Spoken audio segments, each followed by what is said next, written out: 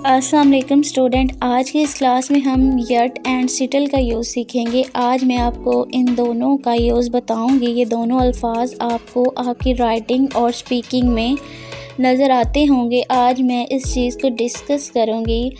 अगर इसकी grammatical position की बात की जाए तो दोनों को हम एडवर्ब कहते हैं तो ये एडवर्ब जो अपने एक्शन के बारे में मज़ीद बताते हैं वो किस तरीके से हो रहे हैं, लेकिन एक्सप्लेनमेंट कैसे है, उसका यूज़ कैसे है, ज़रा वो चीज़ देखते हैं। यट सेंटेंस के लास्ट पे आता है। मोस्ट कॉमनली ये सेंटेंस के लास्ट पे आएगा और ये नेगेटिव स्टेटमेंट के साथ आएगा। यूजुअली नेगेटिव होगा, यानी कि ये किसी ऐसे एक्शन को शो करता है जो अभी तक नहीं हुआ। इसकी अगर उर्दू की बात करूं तो मैं कहती हूं कि अभी तक, यानी कि यट एक ऐसा एक्शन शो करेगा जो अभी तक नहीं हुआ, जिसका होना बाकी है। For example, they have not reach yet, वो नहीं आए यट अभी तक। टाइम ड्यूरेशन अब तक के लिए ये देखें कि रीच के साथ यट की लिंक करता है, वो नहीं आए।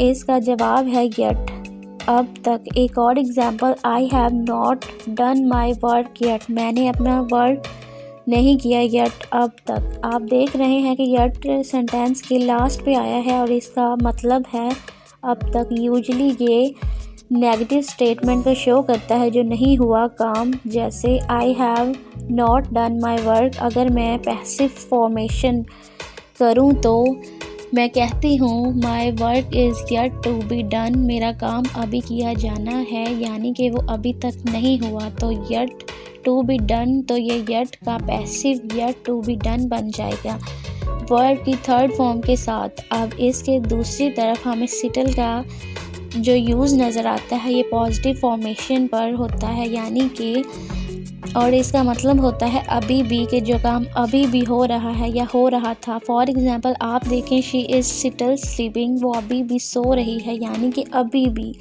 जिस वक्त मैं बात कर रही हूँ तो एक्शन हो रहा है। She was still telling a lie, वो अभी भी झूठ बोल रही थी, यानी कि कुछ हो गया फिर भी वो झूठ बोल रही थी, अभी तक वो झूठ बोल रही थी। एक और example, he is still an honest person, वो अभी भी एक ईमानदार शख्स है। स्टिल अभी भी यानी कि इस टाइम जो इतना कुछ होने के बावजूद अभी भी वो एक ईमानदार शख्स गिना जाता है।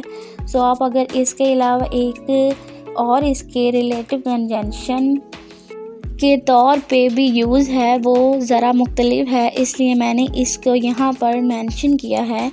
Although he is poor yet honest, अगरचे वो गरीब है फिर भी ईमानदार है।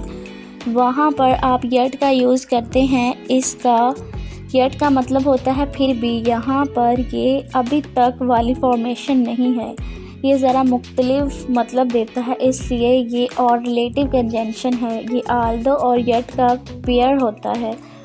ये अलग इसलिए मैंने इसको अलग समझाया। इसके अलावा जो मेन चीज़ मैंने बताई वो येट नेगेटिव सेंटेंस के लिए जो अभी तक नहीं हुए, जिनका होना बाकी है। सिटल जो अभी भी हो रहे हैं, तो ये एक इनकी मेन कंसेप्ट है जो मैंने आज की क्लास में आपको समझा दी है।